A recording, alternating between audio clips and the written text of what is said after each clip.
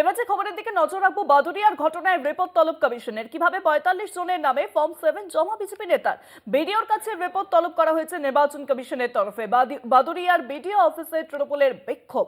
Form 7 নিয়ে বিক্ষোভ দেখায় তৃণমূল কংগ্রেস। নাম কাটতে ফর্ম 7 জমা দেওয়ার অভিযোগ বিজেপির বিরুদ্ধে তৃণমূলের অভিযোগ অস্বীকার। সেই অভিযোগ অস্বীকার করা হয়েছে বিরোধী দল বিজেপির তরফে। সে বিক্ষোভের ছবি দেখতে পাচ্ছেন, বিডিও অফিসে তৃণমূলের বিক্ষোভ। ফর্ম 7 নিয়ে বিক্ষোভ দেখায় তৃণমূল কংগ্রেস। বাদুড়িয়ার বিডিও অফিসে তৃণমূলের বিক্ষোভ।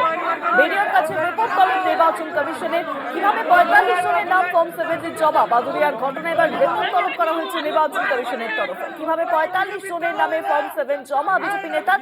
বিডিওর কাছে রিপোর্ট তলব এবার নির্বাচন কমিশনে। বাদুড়িয়ার বিডিও অফিসে তৃণমূলের বিক্ষোভ। ফর্ম 7 নিয়ে বিক্ষোভ দেখায় তৃণমূল কংগ্রেস। আরো বিস্তারিত বিষয়ে জানাবেন ফোন লাইনের সঙ্গে রয়েছেন প্রতিনিধি সঞ্জিত চক্রবর্তী। সঞ্জিত।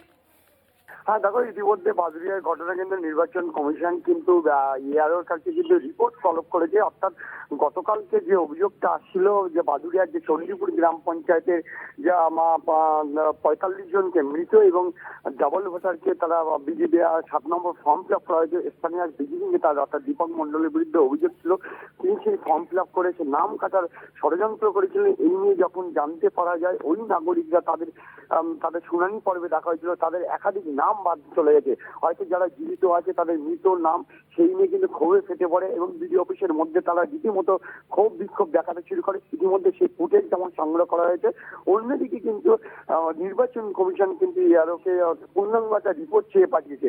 একদিকে ৪৫ জনের নাম অর্থাৎ মৃত এবং ডাবল ভোটার যারা রয়েছেন তাদের নামের তালিকা পূর্ণাঙ্গ চেয়ে পাঠিয়ে ইতিমধ্যে বসে আছে নির্বাচন কমিশনের অবজারভার এসেছেন, পুরো রিপোর্টটা তলব করেছেন।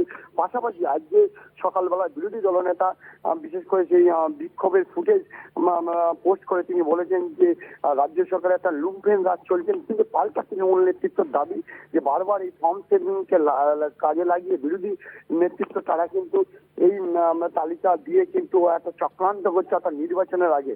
সব মিলে গোটা প্রক্রিয়া তদন্ত শুরু হয়েছে। তৃণমূল নেতৃত্ব যেমন পাশাপাশি তারা জানিয়েছে এই ধরনের ভিন্ন রাজনৈতিক চক্রান্ত তারা কোনোভাবেই মেনে নেবেন না। যারা জীবিত এবং রয়েছেন তাদের মৃত বলে ঘোষণা করা হয়েছে। এমনকি যারা ডাবল ভোটার যাদের সিঙ্গেল নাম রয়েছে ডাবল ভোটারের নাম তালিকা দেওয়া হয়েছে এই নিয়ে কিন্তু রীতিমতো ক্ষোভ প্রকাশ করেছে।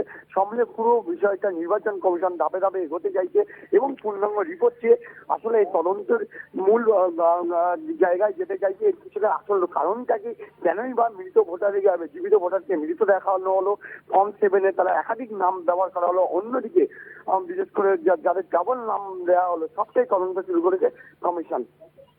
অনেক ধন্যবাদ তোমায় সঞ্জিত। ফোন লাইনের সঙ্গে ছিলেন প্রতিনিধি সঞ্জিত চক্রবর্তী।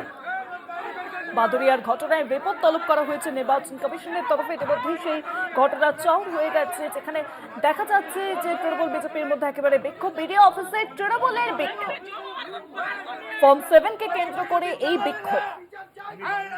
ফর্ম 7 নিয়ে বিক্ষোভ দেখায় তৃণমূল কংগ্রেস।